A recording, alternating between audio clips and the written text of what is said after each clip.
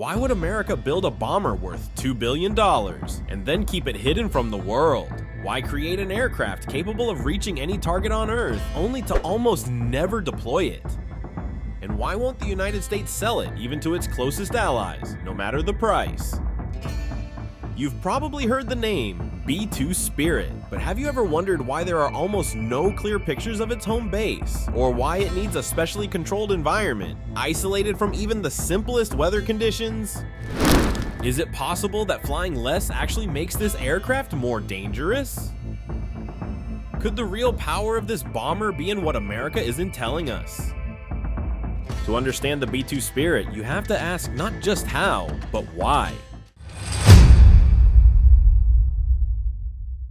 Most military aircraft are built to be seen, whether it's to project power, deliver payloads, or dominate airspace.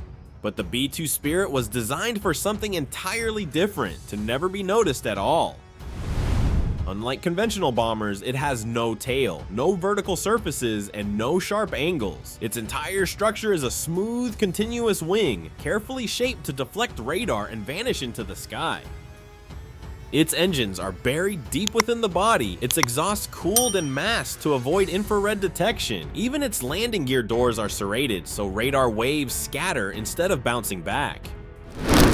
From above, it looks like a shadow. From below, it doesn't look like anything at all. The B-2 can fly over 11,000 kilometers without refueling, enough to strike almost any point on Earth and return home in a single mission. It carries both conventional and nuclear weapons, but its greatest strength isn't firepower, it's access. It goes where other bombers can't, because it isn't supposed to be there in the first place. Only 21 were ever built, just 20 remain, none have ever been exported, and none ever will be. Because the B-2 isn't just a weapon, it's a national secret with wings, and even now, decades after its first flight, it's still ahead of its time. The B-2 Spirit is one of the most advanced military aircraft in history, but despite its capabilities, it's barely been used in combat. Since entering service in the late 1990s, it has flown real missions only a handful of times, in Yugoslavia, Afghanistan, Iraq, Libya, and once more in Libya against ISIS. That's not because it failed to meet expectations, it's because it exceeded them, so much so that it became too valuable to risk. The B-2's radar-absorbing coating is sensitive to heat, moisture, and even sunlight. After each flight, the aircraft must undergo hours, sometimes days, of inspection and restoration, not just by mechanics, but by highly trained specialists working in climate-controlled hangars built specifically for the B-2. It can't land just anywhere. It can't even sit outside for long. Everything about it requires precision, and that precision comes at a cost. Each B-2 costs over $2 billion. It has no export version. Its components are custom built, classified, and in many cases irreplaceable. That's why it's not used for routine missions. It's not a show of force. It's a strategic asset, one that only leaves the hangar when absolutely necessary. When the B-2 flies, it's not to send a message, it's to finish a job, silently, quickly, and with zero room for failure. Most US fighter jets have been exported at some point. F-15S, F-16S, even the F-35 have been sold to allies around the world, but not the B-2 and never will be. Not to NATO partners, not to countries with US bases, not even to nations trusted with nuclear weapons. Because the B-2 isn't just expensive, it's built on technology the US refuses to share. The aircraft's stealth features, from its radar-absorbing materials to the shape of its body, remain classified, and so do its electronic warfare systems, its targeting software, and its methods of evading satellite surveillance. Letting any of that leave US hands would mean giving away the very thing that makes the B-2 useful: its invisibility, its unpredictability, its advantage.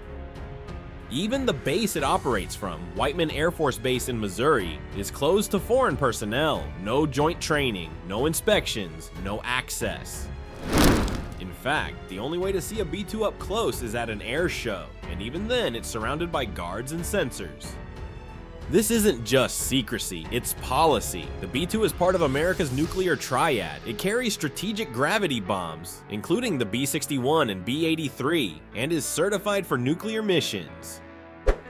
And under US law, no nuclear-capable platform with stealth characteristics can be exported, ever. Which means the B-2 isn't just off the market, it was never on it to begin with. The B-2 may look smooth and simple on the outside, but keeping it in the air is one of the most complex maintenance operations in modern aviation. It starts with the skin. The black coating that makes it invisible to radar is a delicate composite material applied in layers thinner than a human hair. Every flight exposes that surface to heat, friction, and moisture. And after every mission, the aircraft has to be inspected by hand, inch by inch, under specific light and humidity conditions. The hangars at Whiteman Air Force Base aren't just buildings, they're part of the system. Each one is climate controlled, sealed, and fitted with sensors that monitor everything from dust to barometric pressure. Even the cleaning process is classified. Technicians wear static-free suits. Access is restricted. Parts of the plane are handled only by specialists with high-level clearances. And if something breaks, there are no spare parts on the shelf. Many components are custom built, and some require months of lead time. Mission prep is equally strict. Flight crews train in secure facilities. Targeting data is encrypted and uploaded in sealed environments. Each sortie involves tankers, satellite coordination, and often full global mission planning, even if the bomber never leaves US airspace. The aircraft itself is just one piece. The support structure around it, people, tools, data, and policy, is what makes the B-2 fly. And without it, the plane is just a dark wing sitting in a locked hangar. The B-2 wasn't built for routine missions. It was built for moments that matter, and in more than 30 years of service, it has only seen combat a few times. First, Kosovo, 1999. The B-2 flew non-stop from Missouri to the Balkans, dropping satellite-guided bombs on Serbian air defenses and infrastructure. Then it returned, 33 hours round trip without refueling. Second, Afghanistan, 2001. In the opening hours of Operation Enduring Freedom, B-2S struck Taliban command centers from halfway across the globe. Some pilots flew the first leg, slept on a cot mid-mission, then flew the plane home. That had never been done before. Third, Iraq, 2003. B-2S were part of the first wave. Precision strikes against hardened bunkers and leadership targets in Baghdad. Not shock and awe, surgical removal. Fourth, Libya, 2011. 3 B-2S took off from the US, crossed the Atlantic, and destroyed Libyan airfields in a single coordinated strike. Each aircraft dropped 40 bombs, then turned around and flew home. Fifth, Libya again. 2017, 2 B-2S hit ISIS camps in the desert, more than 100 guided bombs, no survivors, no warning. And after each of these missions, the planes returned to silence. No press briefings, no victory laps, just darkness. That's the pattern. When the B-2 flies, it's not to prove a point. It's to end something quickly and quietly.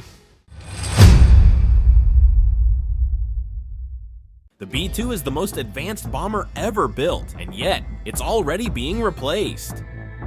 The Air Force is developing the B-21 Raider, smaller, cheaper, even stealthier, built with lessons learned from the B-2 and designed to avoid its mistakes. But here's the truth, the B-2 still does things no other aircraft can. It can strike across the globe without detection, penetrate enemy airspace without escort, and deliver precision or nuclear weapons in total silence. No drone can do that. No satellite, no hypersonic missile. Not with that combination of control, flexibility, and deniability. The B-2 isn't fast, it isn't cheap, and it doesn't fly often, but when it does, it changes everything. There will come a day when it no longer takes off, when it's moved to a museum, when people say, "This was cutting edge once." But not yet, not today, because as long as the B-2 remains in the dark, someone somewhere is still afraid of what it can do. And for now, that's exactly the point.